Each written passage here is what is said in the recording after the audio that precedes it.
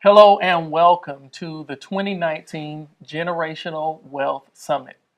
I'm excited to be back with you again as your host to the summit, and this year the summit is online. So, out of all the events that I host, this is the most requested event.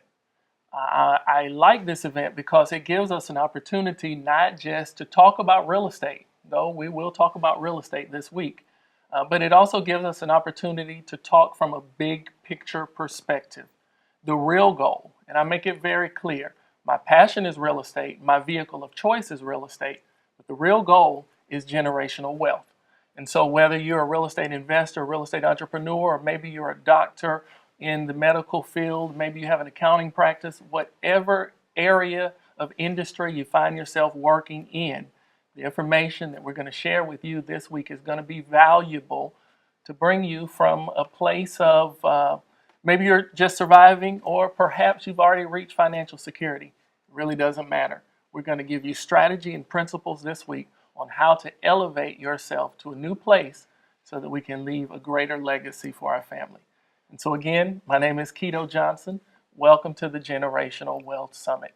Now, another thing I want to say, normally when I kick off this particular event, when we kick off the Generational Wealth Summit, I'm the one talking and I'm setting a stage for the week's activities. But this particular time, I thought to do something different. On stage with me, I've got some very, very special people. And the first is my son, Immanuel. My son Immanuel is 16, he's soon to be 17, and if you attend my events on a regular basis, you know he's woven throughout all of my presentations somewhere. I'm talking about the blessing that he is to me, and also his entrepreneurship drive and the many, many things that he's done in 16, almost 17 years of life. Another individual that I always talk about is my father. My father, David, but most people know him as Dad. My father is the reason why I am in business today, and we'll talk more about that later. And also to my far right is Regina Holt. Regina is a great friend. We've known each other for several years. She's been with the summit from the very beginning, and she is going to share some very powerful things as she leads us through this conversation today. Regina is a licensed real estate broker. She's been in the industry over 15 years. She quickly found that her passion in real estate was not just the real estate itself, but she understands that real estate is a people business. And so she has moved and operated very successfully in the area of coaching and development. And you will see that come out as she shares with us today. So I'll start with you, Regina. Thank you. Welcome, and I'm going to turn my platform over to you, and I'll let you take it from here. Well, I'll just have to say, this is an amazing experience to have not one, not two, yet three generations of wealth. And today we're going to explore what created that environment, and then not only that, how do we move forward so that we have a lifelong legacy for those to come? So when Emmanuel starts to have children, and they start to have children, your generational wealth that you've protected so far now will be protected for years to come. So I'm excited about this moment with you all. Awesome. Thank you for being here. Thank you all for being here. Of course, of course. Good Thank to you be for here. having us.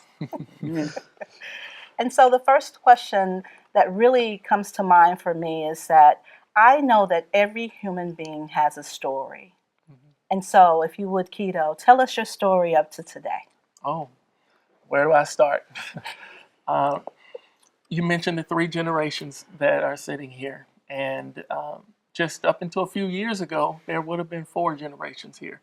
My father's father, who has been and will always be a tremendous impact on my life. And as we talk about today, the things that I learned from my dad and then I look to instill in my son now, the reality is my grandfather started that.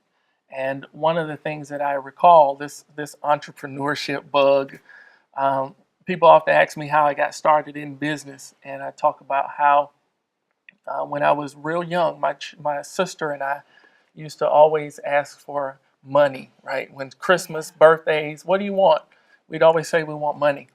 And there were some years I recall where at the end of a Christmas holiday, we'd walk away with $1,000, $1,500, and it never failed. Year after year, my grandfather would come to me, and he'd say, he called me Key. He'd say, Key, Pawpaw needs to borrow $1,000, and I would loan him, that $1,000. And it wasn't until years later that I understood Pawpaw really didn't need the money.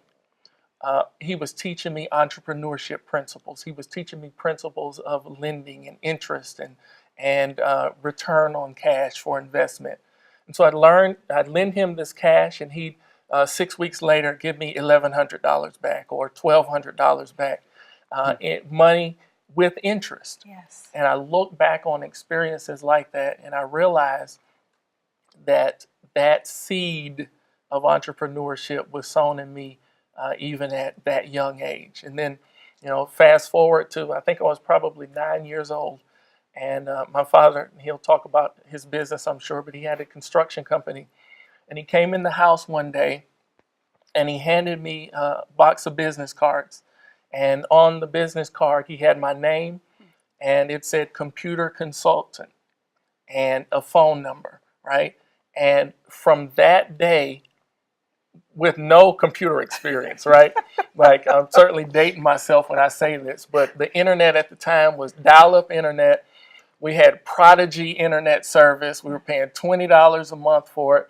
But just because my dad said I was a computer consultant, that's exactly what I became. It was the mentality. It was the mindset. And I look back on that experience. Those were all seeds of entrepreneurship that were sown into my life. So that's a little bit of my story. Yes. So the beautiful thing is that we know that the mindset is 90% of what we do and how we succeed in life. Mm-hmm. And it seems as if your father was certain to make sure that you had the right mindset to get started in your entrepreneurial lifestyle. Mm-hmm. And is that something that matched where you were, Dad?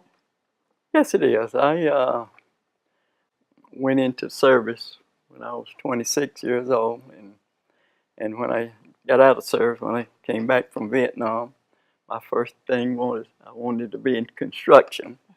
And so I went to different subdivisions and talked to builders and developers and trying to get information on how to become a contractor. And so I got the information that I needed, and I also went to school to learn blueprint reading. And so I came back and started trying to find money to start my construction business and to build houses. That's what I wanted to start out with, building houses. But I went to about 7 different institutions, and everybody turned me down. And my daddy told me one time, go try this bank, which was a little small bank in a little small town. But so I said, Dad, I've tried everything. I said, it doesn't make sense to keep going.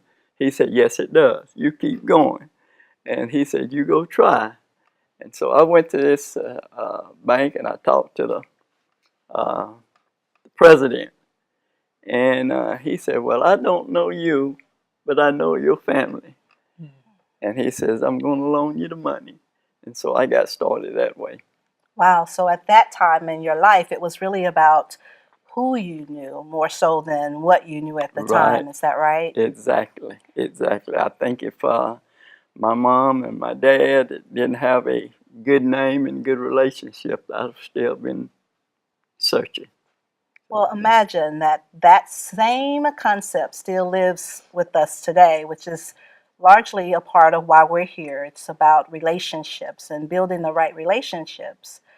And so as you continued into the construction world, what were some of the things that were most important to you when you started to think of generational wealth? I think the most important thing to me was making sure you have a good product and you present that product and you make sure that it's built well and done well, then you don't have too many problems in going on and doing what you need to do. So the one house led to another house that led to many more houses. Right. And then tell us a little bit more about what happened throughout that stage of your business. So now you have houses that are under your belt and you've done a great job building your business. What happened next in your business? Well, next happened in my business after after building houses. I wanted to go into the grading business, so I bought some equipment, started grading work, and still building houses, and he's and so I just kept on, couldn't stop.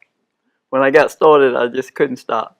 So it was a grading, then it went into general contracting, concrete, so whatever it was to keep my business going, that's what I did. Fantastic. And then all of a sudden, Kito comes along. All of a sudden, Kito comes along, and he got interested in my construction work. He tried to operate heavy equipment, and when he was probably only 7, 8 years old, I had him up on equipment grading, and so he got interested in it then, and we kept going, and all of a sudden he got more interested in it than I did. So here he is now.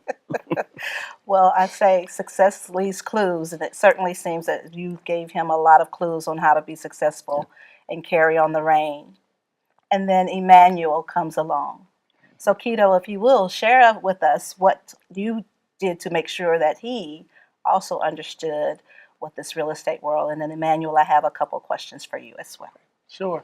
I think what I understood and still understand, and really want our audience to understand, is oftentimes when we're thinking about generational wealth and leaving legacy, first of all, it's more than money, Yes. right? And I heard Bishop Jake say years ago, it's not what you leave to your children. It's not what you leave to them, it's what you leave in them. And I think it's very important to create an environment where so much changes just in the midst of conversation, right? And so when, I'll say it like this, my children are very much involved in my business. Not because I sat them down and said, okay, now you're going to learn real estate, right? Yes. It's because when I was in business meetings, they were with me. It's because when I came when I came home after work and we're sitting around the table and we're eating dinner, I'm talking about things that happened at work. I'm mentioning customers and contractors and individuals that I've had experience with. Like I'm a single father and have been for 11 years. And so my children, when the summer breaks came along, they were at the office with me. They were in the boardroom with me, right?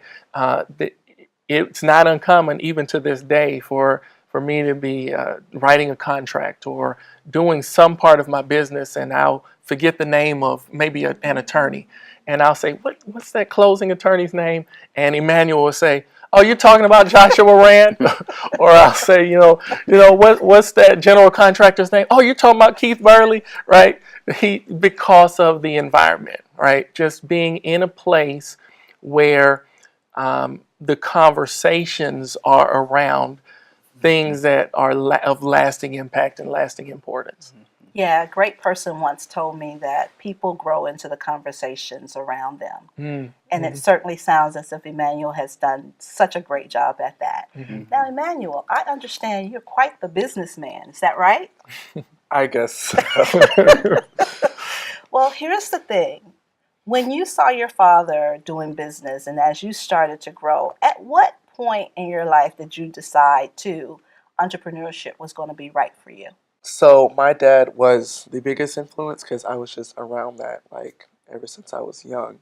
I think it really started when I went into the car business with my grandfather, where we Wait, did you say the car business? the car business. Okay, I have to hear more about that. Okay, so what we did was we started a brokerage, and we would go to wholesale auctions and examine the cars. Even online, you can go on and see the cars, like what's wrong with them, and we would just kind of develop a budget of where we wanted to start, and we would go look at them, crank them up, just examine everything. And then we would bid on them. And once, if and when we won the auction, like our bidding, we would take them to the mechanics, or even if it didn't need to go, we would just clean them up real nice and put it up for sale for a profit.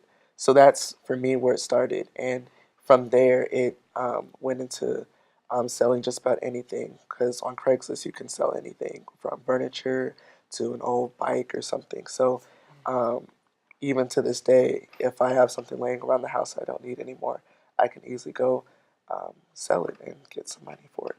Well, I never knew that I was going to have this question, and yet, because that's what you do, I have a ton of things like clothing, furniture, things of that nature. I think I'm going to have to contract you out to help me get those things sold. Oh, of course, of course.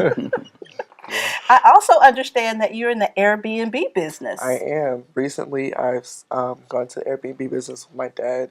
Um, right now, I'm still at one, so I started off with one of his properties, and it's been getting guests and bookings for the past 2 months, and it's actually been doing very well. Like, I just got a guest who's staying for the next 30 to 60 days, actually. Wow. So I think that's a win for me. That's a big thing, especially to just start out and to be just getting started. I think that's a big thing.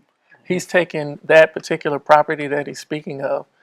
In the last 45 days, with his management of the Airbnb guest, he's tripled the rent that I was receiving prior to turning it over to him and allowing him to put it on Airbnb. Wow. Now, I understand there's also going to be a special segment about that. So I'm guessing that you will give more details on how to be successful in that arena as well. Is that the case? Is that the case? That's the case. That's the case. Well, I tell you, it just seems as if there's been a lot of success throughout the years. And either one of you can respond in this case. Oftentimes success comes as a result of a number of failures. So if you would share one of your biggest failures that you can experience such that the person coming behind you can avoid. For me personally, I learned the hard way, but when you don't get written agreements, whether it's for how much you're supposed to get paid, what the person's supposed to do, it can backlash on you. And that happened for me with someone who I was close with, a family member actually, and I didn't get a written agreement, and I ended up losing over $1,500 for me failing to get a written agreement. Um, and you can say, oh, well, that's family. But it's like, I've learned that even with family, you can't sugarcoat anything or just give them a get out pass. You have to, family, business associates, anybody, written agreements are important. So what I'm hearing you say, Immanuel, is business is business. Business is business. And everything exactly. else is everything else, right? Exactly. So stick to the business. Exactly. All right. That's very helpful. And if I can add this, I remember when that happened, that whole situation. It's been a few years ago now, but he'd sold something for a family member, and we were having the conversation about it. And what we often discuss amongst ourselves is at the end of every day, the question, whether you feel like you've been wronged or not, at the end of every day, you have to ask yourself, what can I learn and what can I do differently next time? And so we walked away from that situation and ended in discussing things like, what does forgiveness look like? Exactly. Right? And how and what does it mean to have a contract, and when is a contract important, and how does all of that work together? Right? How can we continue to see this person and not hold a grudge, et cetera, et cetera? And that was, I think, one of our collective greatest lessons that we learned. And my father models that on a regular basis. And I'd like to think I picked that up from him and have helped my son see that as well. But I've seen my dad take his last shirt, right, or the last dollar in his pocket and give it to somebody who has, on numerous occasions, intentionally wronged him. Yeah. But time after time after time, he forgives and moves on, and he sees the bigger picture. And I think at the end of the day, that's what we're talking about when we say what you leave in a person, Yes. right? The character, etc. Absolutely. So that brings up a great point. What is your guiding light as you go through day after day after day? What moves you? What secures you? How do you live your best life? Well, I'll say that for me, it is knowing that there's a bigger purpose behind everything. I'm passionate about wealth creation. I'm passionate about real estate. But at the end of the day, what I'm more passionate about is allowing or presenting individuals with information that they can discover their passion and pursue what their dreams and goals are.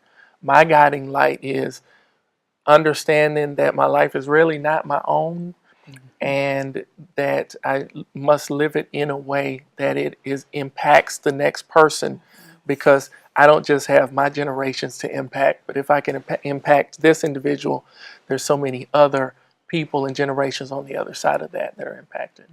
Well, I certainly can attest to that, because since meeting you, you've done that very same thing for me. You've been a great impact in my life, and I want to say thank you for that. You're welcome. Absolutely. And so, how do you protect what you've put so much into? How do you protect this lifelong legacy? Trust no one.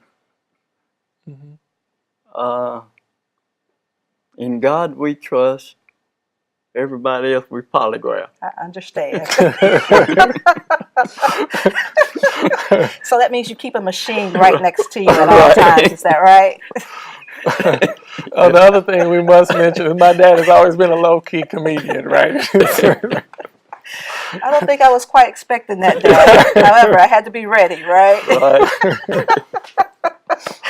Well, I think that's a great point. And so your faith is the guiding post for your day-to-day activities. I heard you say forgiveness. Forgiveness meaning not just for the wrong, right? It's also in the individual, because people are doing the best they can. And when we acknowledge that, we have the freedom to release any energy that relates to any negativity. And whenever we come from gratitude, we know that our life gets greater and greater just because we're thankful. Exactly. Yeah. All right. Well, here's the thing. Now that you have this great, when did you know? When did you know that you were sitting right in the midst of generational wealth? That's a great question. I think when Immanuel came along, right, and I began to think outside of myself and understand. I remember holding him one day and thinking, what a grand responsibility it is to know that he's completely dependent on everything that I say and everything that I do. Right, as a kid, as a baby, when I was holding him, if I didn't feed him, he wasn't going to eat. Right? If I didn't change him, he wasn't going to be changed. If I didn't provide for his clothing, he was not going to have anything. He was completely helpless at that point. And I realized what a grand responsibility that was as a father.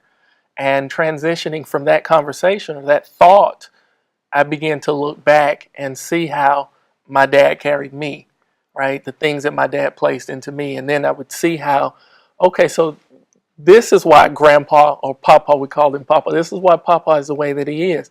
I think at each person, at every stage along the way, maybe it wasn't Dad holding me in his hands and thinking that, but at each stage along the way, you come to that realization that you have a responsibility for the next generation. And that's what it was for me. Wow. And so, Dad, Yes. when did you realize your responsibility when it comes down to generational wealth? Well, I realized my responsibility when they really first was born, and I said, if I'm going to create something for them, I got to make sure I'm creating something for me. Once I get myself established and going and making sure that everything will work, and then I know I can make it work for them. So that's when I began to realize what I got to do. I had to realize that the future for myself, I had to realize how I was going to do it, and I had to make a plan to do it. Well, Immanuel, you have two greats behind you. How do you imagine that you hold on to the legacy for years to come? So, entrepreneurship is the biggest thing. So, even when I go on to get married and have kids, I want to enforce in them that even at their young ages, they can make money um, doing just about anything. Because to me, entrepreneurship is it can be built up of different things. Because with entrepreneurship, you can get into many things to make money. It's not just set on one thing, which is like such a good thing about it, and why it can help so many people. So I just in them, I want them to know that um, they have so many options within entrepreneurship, and even from a young age, they can start to, as I build wealth, they can start to build wealth at their ages, which is a big thing for me. So it's important for you to teach them how to have levels of what we call streams of income. Right. Okay, Exactly. and multiple streams of income Right. so that they Exactly. can see that there's more than just the one way. Right. Okay, that's pretty powerful. And so I guess as we continue here, I'm so curious as to how do you give back now that you are in this place and we acknowledge that it's not all about the money, it's the reward of helping other people. How do you give back? Well, I can answer, and you all can answer as well. But this summit is one of the ways that I give back. Again, I can't say too much that conversations open up for productivity and increase. And one of the major things that I desire to do with the Generational Wealth Summit is to create a conversation around success and entrepreneurship and wealth and financial planning, etc. So this is one of those events where I bring my resources to the table, right? Bring my financial planners to the table, bring my accountants to the table, and say to those who are watching, who are experiencing the event, that that this is available to you. Like everybody that works with me understands that at the end of the day, our responsibility is to provide or be an impact to somebody else, right? And to freely give of the knowledge that we have. And so that's what the summit is really all about. It's pretty powerful. Thank you for sharing. For me, the way I give back is I'm also passionate about counseling and adolescents specifically. So I give back by working with children. I actually have a job where I work with children after school, and I love it a lot. It's just, it comes naturally to me. So, and I think a big thing with that is leaving a great impact because when working with children, they're looking up to you and following everything you do. So to know that I'm doing something right is just very rewarding for me. So I think that's a big thing for me. I can totally sense that in years to come, those that you encounter today will come back to you and say thank you just by being in the present. So, congratulations on Thank what you. you're doing. Really Thank you proud so of you. much.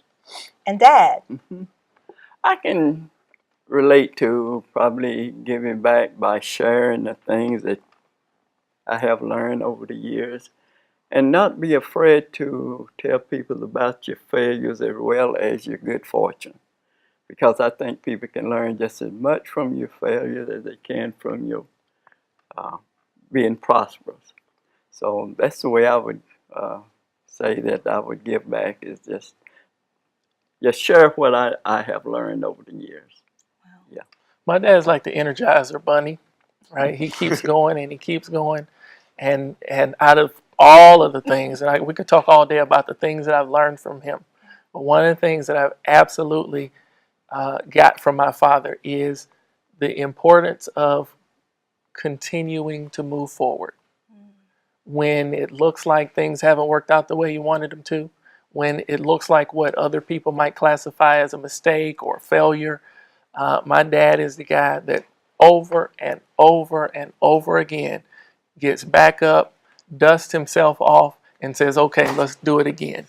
And I've seen that in my dad all of my life, and I just I can't say, Dad, thank you enough for being that person and that influence in my life. You're welcome, son. Well, as we start to wrap up, everyone we know has a story. So, if there was a person that you could just offer some advice to before we leave, and allow yourself to just look in the camera and give someone something that you know will move them forward as they question what this entrepreneurship looks like and really truly how do they obtain generational wealth. Mhm. Yeah, so I would say to you that are watching, it really doesn't matter what you've been through, what circumstance you might even find yourself in right now, challenging or not. The reality is there's something bigger on the other side of where you are.